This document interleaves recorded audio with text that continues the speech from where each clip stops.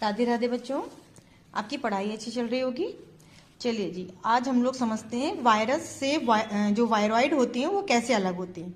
हम लोग वायरस के बारे में पढ़ चुके हैं, जिसमें मैंने आपको वायरस का स्ट्रक्चर और वायरस को सजीव और निर्जीव के बीच की कड़ी क्यों कहते हैं, ये इंपॉर्टेंट इसका आंसर बताया था।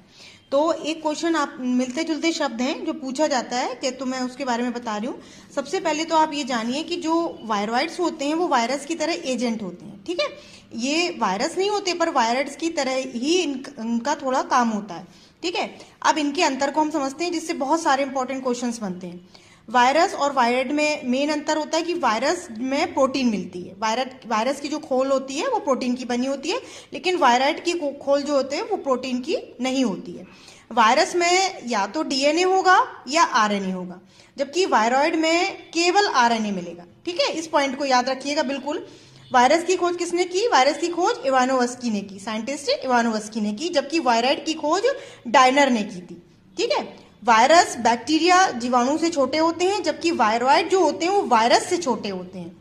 वायरस के आरएनए की तुलना में वायरॉइड के आरएनए का आणविक भार कम होता है, यानी कि जो इसका मॉलिक्यूलर वेट होता है आरएनए का, तो इसकी तुलना में वायरॉइड का आरएनए का आणविक भार कम होता है। तो ये मिलता जुलता क्वेश्चन नाम है, इसलिए हम लोग कंफ्यूज हो जाते हैं। आपको इस अंतर की सहायता से इसके अंतर को समझना है और किसी भी तरह का कंफ्यूजन नहीं रखना है। ठीक है, तो इसमें आपके ऑब्जेक्टिव लॉन्ग किसी भी तरह से पूछ लिया जाए, आपको मतलब क्लियर होना चाहिए कि वायरस और वायरॉइड में अंतर क्या है, जिससे आप लोग बहुत कॉम्पिटिटिव लेवल में बहुत सारे ऑब्जेक्टिव क्वेश्चन पूछे जाते हैं। जब आपको वायरस और वायरॉइड में अंतर क्लियर होगा तो आप हर एक आंसर्स को अच्छे से दे सकते हैं।